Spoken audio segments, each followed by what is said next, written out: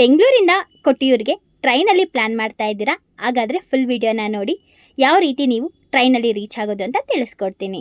ಕೊಟ್ಟಿಯೂರಿಗೆ direct train ಇಲ್ಲ, ಅದರಿಂದ ನೀವು ಮೊದಲು ಕನ್ನೂರು ಅಥವಾ ತಲಸರಿ ರೈಲ್ವೆ ಸ್ಟೇಷನ್ನ ರೀಚ್ ಆಗಬೇಕು. ಕನ್ನೂರಿಂದ ಕೊಟ್ಟಿಯೂರಿಗೆ 70 ಕಿಲೋಮೀಟರ್ಸ್ ಇರುತ್ತೆ, ತಲಸರಿಯಿಂದ 60 ಕಿಲೋಮೀಟರ್ಸ್ ಇರುತ್ತೆ. ಬೆಂಗಳೂರಿಂದ ತಲಸರಿ ಅಥವಾ ಕನ್ನೂರ್ಗೆ ಹೋಗೋದಕ್ಕೆ ಡೈರೆಕ್ಟ್ ಟ್ರೈನ್ ಅವೈಲೇಬಲ್ ಇರುತ್ತೆ. ಡೈಲಿ 2 ಟ್ರೈನ್ಸ್ ಅವೈಲೇಬಲ್ ಇರುತ್ತೆ. ಒಂದು KSR ಬೆಂಗಳೂರಿಂದ ಇರುತ್ತೆ, ಇನ್ನೊಂದು ಯಶವಂತಪುರದಿಂದ ಇರುತ್ತೆ.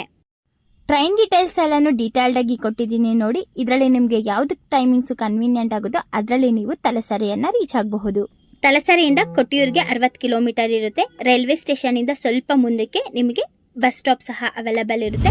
ಅಲ್ಲಿಂದ ನಿಮಗೆ ಡೈರೆಕ್ಟ್ ಕೊಟ್ಟಿಯೂರ್ಗೆನೆ ಬಸ್ಸಸ್ ಅವೈಲೇಬಲ್ ಇರುತ್ತೆ. ವೈಶಾಖ ಮಹೋತ್ಸವ ನಡೀತಾ ಇರೋದ್ರಿಂದ ತಲಸರಿಯಿಂದ ತುಂಬಾ ಬಸ್ಸಸ್ ಹಾಕಿದ್ದಾರೆ. 1.5 ಅವರ್ಗೆಲ್ಲ ನೀವು ಕೊಟ್ಟಿಯೂರ್ನ ರೀಚ್ ಆಗಬಹುದು.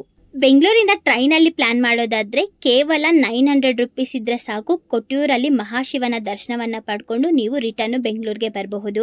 ಫುಲ್ ವಿಡಿಯೋ ಬೇಕು ಅಂತಂದ್ರೆ ಡಿಸ್ಕ್ರಿಪ್ಷನ್ ನಲ್ಲಿ ಲಿಂಕ್ ಕೊಟ್ಟಿರ್ತೀನಿ, ಅದರಲ್ಲಿ ಹೋಗಿ ಚೆಕ್ ಮಾಡಿ.